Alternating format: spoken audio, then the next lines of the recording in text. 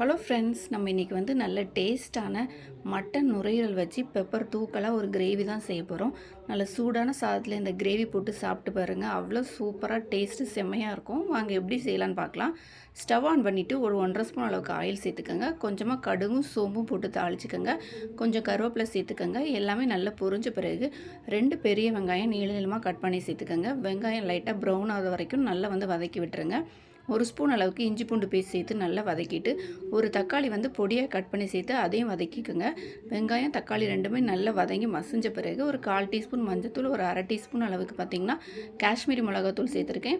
1/4 teaspoon சீரகத்தூள், 1 spoon garam masala, கொஞ்சமாக மல்லித்தூள் சேர்த்து நல்லா மிக்ஸ் பண்ணிவிட்டு, நம்ம க்ளீன் பண்ணி வச்சுருக்க மட்டன் நுரையீரலை வந்து இந்த மசாலா கூட சேர்த்து நல்லா மிக்ஸ் பண்ணி விட்டுடலாம்.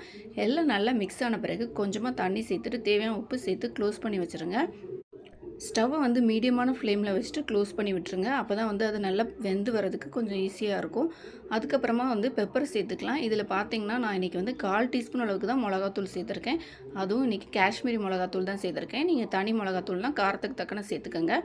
லாஸ்ட்டாக வந்து இதில் வந்து ஒரு 1.5 ஸ்பூன் அளவுக்கு பெப்பர் தூள் போட்டு லைட்டாக கொதி வந்த பிறகு கருவேப்பிலையும் மல்லி இலையும் தூவி இறக்கிட்டிங்கன்னா எண்ணெய் மிதக்க மிதக்க சூப்பரான மட்டன் நுரையீரல் கிரேவி வந்து ரெடி ஆயிரும். கண்டிப்பாக ட்ரை பண்ணி பாருங்கள், டேஸ்ட்டு செமையாக இருக்கும்.